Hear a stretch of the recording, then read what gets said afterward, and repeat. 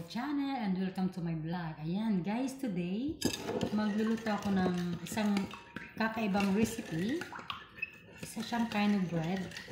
Ngayon guys, gumagawa ako ng aking multi-purpose na dough. Kumbaga, tinatawag ko siyang multi-purpose kasi magagamit ko siya sa tinapay. Any kind ng tinapay like fatire, like pizza, like cinnamon roll. So, ito yung main ng aking dough guys. So, ito nag-mix na ako. Nilagyan ko siya ng isang itlog, 3/4 cup ng milk, or kung wala kayong milk, pwedeng laban fresh, or kung wala kayong laban fresh, meron kayong yogurt, so pwede yun.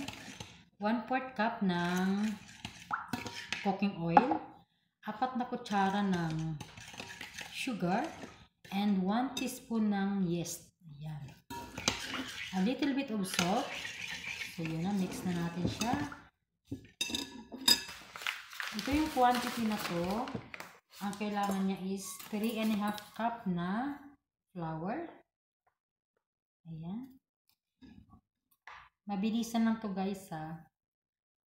Ayan. Madali lang siyang gawin. Isusulat ko itong quantity na to guys para masundan nyo yung aking video. Isusulat ko yung quantity ko. Sobrang sarap ng aking dough. Kahit saan mo gamitin pwede. So 3 cups. Meron pa 3 half. Ayan. So nasa sa inyo na yun guys. Makikita nyo pag i-knead nyo yung dough. Makikita nyo kung sapat na ba siya o kulang pa. Ayan. Of course, talagyan natin siya ng baking powder. Ayan. 1 teaspoon. Ayan, okay na. So, mix na natin siya guys. At atin na siyang i-knead. Ayan. Wait lang. Mix ko muna siya ng kutsara. After that, I can gamitin ko yung kamay ko. Kaya meron akong gloves. Ayan. Guys, sundan nyo lang yung aking video guys. Para makuha nyo yung lahat ng quantity ng aking dough. Ayan. So, ngayon, pwede ko na siyang i-knead. Oh, malamig pa yung ano ko na ginamit ko. So, ayan.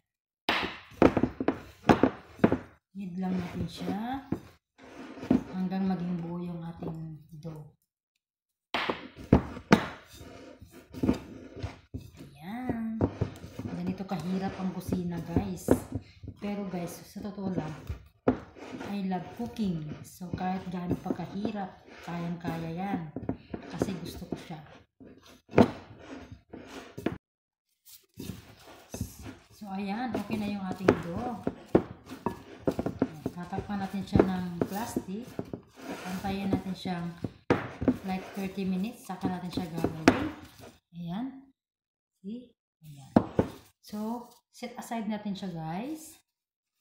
Antayin natin siya like 30 minutes para mag-grow yung ating, paalsa yung ating dough. Ayan.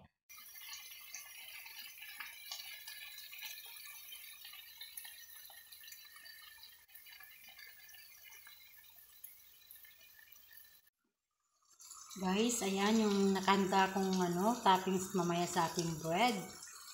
Ayan, may meat na siya guys. Ground meat, sibuyas, konting asin, konting sugar, and konting cinnamon powder, konting black pepper. Ayan, at saka tomato paste guys. Ayan lang po siya.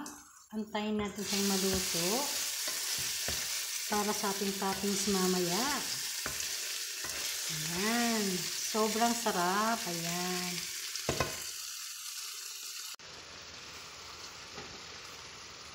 Ayan, kumukulo na siya.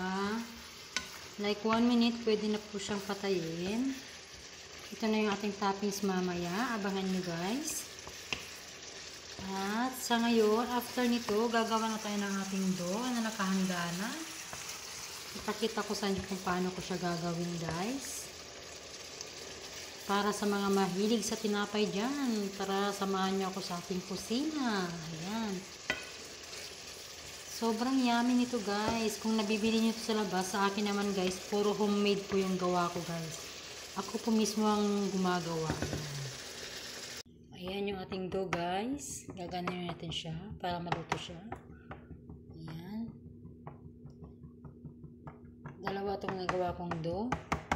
Dalawang ganito guys para sa ating meat toppings. Ayan.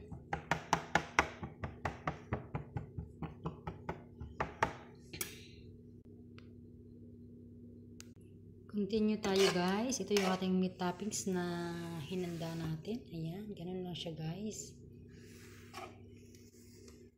Sobrang paborito kasi ito ng aking bossing. Requested niya to. Ayan.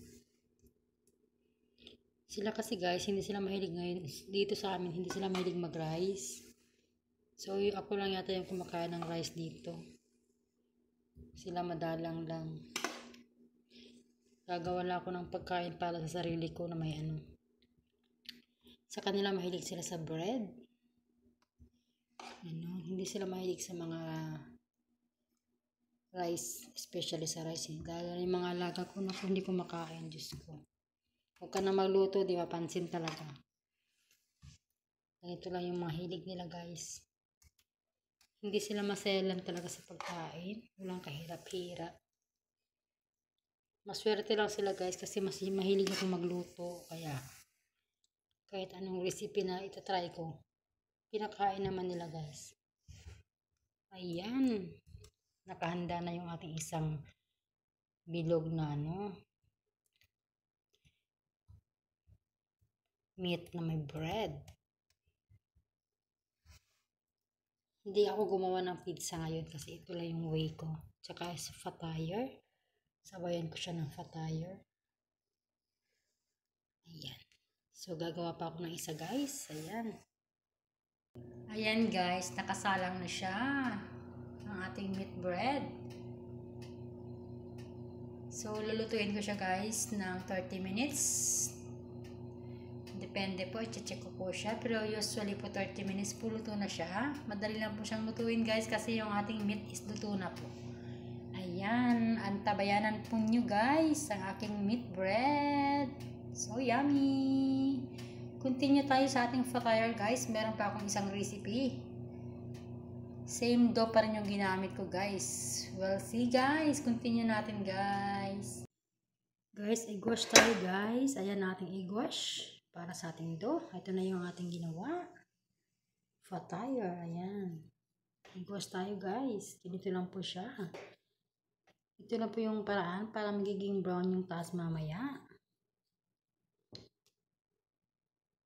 Ayan. After natin ng egg wash guys, lalagyan natin siya ng sesame seeds. Ayan. Ganito lang siya kasimple guys.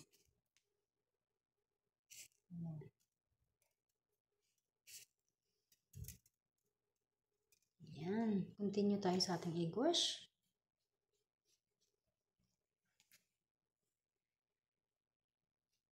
Ayan.